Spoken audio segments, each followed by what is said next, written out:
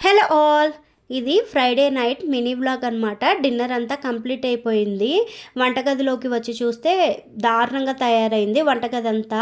ఇంకా గిన్నెలన్నీ బయట యూటిలిటీ ఏరియాలో వేసి తోముతూ ఉన్నానమాట. నాకు ఇక్కడ గిన్నెలు తోముతుంటే చాలా అన్కంఫర్టబుల్గా ఫీల్ అవుతున్నాను, ఎందుకంటే ఆర్టిఫిషియల్ నెయిల్స్ పెట్టించుకున్నాను.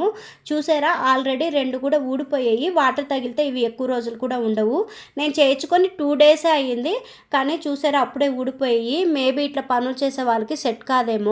ఇంకా గిన్నెలన్నీ తోమేసినాక వంటగదిలోకి వచ్చేసేసి స్టవ్, కౌంటర్ టాప్ అన్నీ శుభ్రం చేసుకుంటున్నాను. ఇలా నైటే శుభ్రం చేసుకుంటే మార్నింగ్ రోజు పనులు అన్నీ ఈజీగా తొందరగా అయిపోతాయి. చూసారా నా వంటగది అంతా ఎలా మిలమిల మెరుస్తుందో. ఇంకొకటి, మార్నింగ్ లేయంగానే మనకి చాలా మంచిగా అనిపిస్తుంది. అదే నైట్ వంటగది అంతా గలీజ్గా ఉంది అంటే మార్నింగ్ చాలా కోపం, ఫ్రస్ట్రేషన్ అంతా వస్తుంది. తర్వాత శనివారం కదా, పక్క రోజు నేను 7 శనివారాల పూజ స్టార్ట్ చేశాను. ఇది 5వ వారం అనమాట. ఇంకా అందుకనేసేసి ఇవాళ నేను నైవేద్యంగా పొంగల్ పెట్టాను.